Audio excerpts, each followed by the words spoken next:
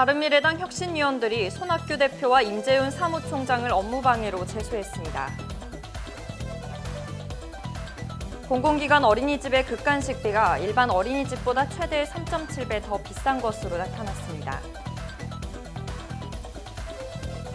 결혼을 했거나 수입이 적은 경우 본인이 생각하는 적정 수명인 기대 수명이 미혼이거나 수입이 많을 때보다 낮은 것으로 나타났습니다.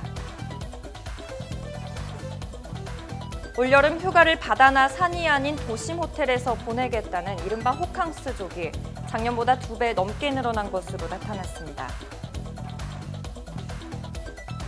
본격적인 여름 휴가철을 맞아 인천공항을 이용하는 여행객 수가 하루 평균 21만 명에 육박할 것으로 예측됐습니다.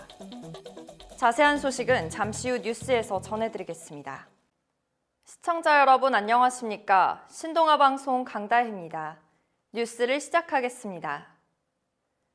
바른미래당 혁신위원들이 손학규 대표와 임재윤 사무총장을 업무방해로 제소했습니다.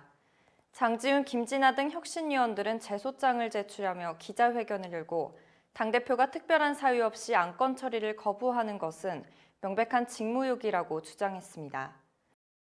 그러면서 손 대표의 당규 위반이 지속되면 공정한 운영이 불가능해질 것이라며 윤리 제소 이유를 밝혔습니다.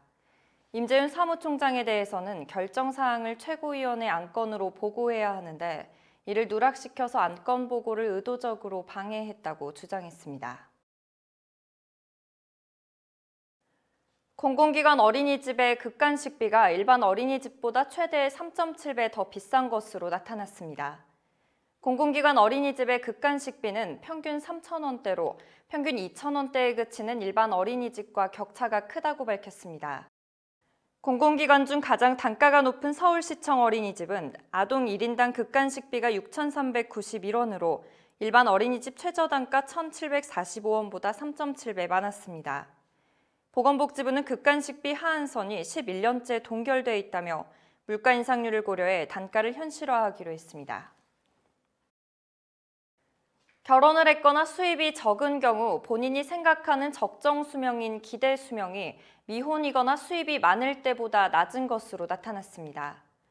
서울대병원 연구팀이 일반인 1,000여 명을 대상으로 설문조사한 결과 소득이 월 200만 원 이상인 사람은 200만 원 미만인 사람에 비해 기대 수명이 약 1.48배 높은 것으로 분석됐습니다.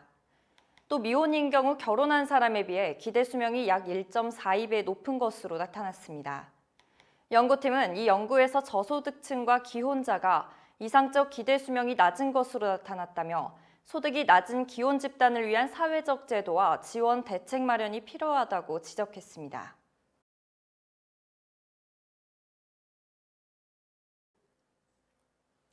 올 여름 휴가를 바다나 산이 아닌 도심 호텔에서 보내겠다는 이른바 호캉스족이 작년보다 2배 넘게 늘어난 것으로 나타났습니다. 한국교통연구원이 7,000가구를 대상으로 설문조사한 결과 여름휴가 여행지로 호텔 패키지 상품 이용 또는 쇼핑을 꼽은 사람은 작년 9%에서 올해 18.8%로 급증했다고 밝혔습니다. 사람이 없는 조용한 곳을 즐기겠다는 응답도 작년 12.9%에서 올해 19.3%로 6.4%포인트 늘었습니다. 반면 바다 또는 계곡으로 휴가를 가겠다는 응답은 54.6%로 작년보다 16.3%포인트나 감소했습니다.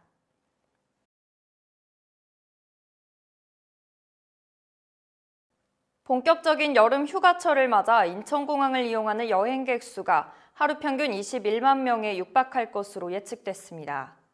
인천국제공항사는 지난 19일부터 다음 달 18일까지 인천공항을 이용할 것으로 예상되는 승객이 650만 3천여 명에 달하며 역대 최대 수치를 기록할 것으로 전망했습니다. 출발 여객이 가장 많을 것으로 예측되는 날은 11만 7,800여 명에 달하는 7월 28일이었고 도착 여객이 가장 많을 것으로 예측되는 날은 11만 9천여 명에 달하는 8월 4일일 것으로 집계됐습니다.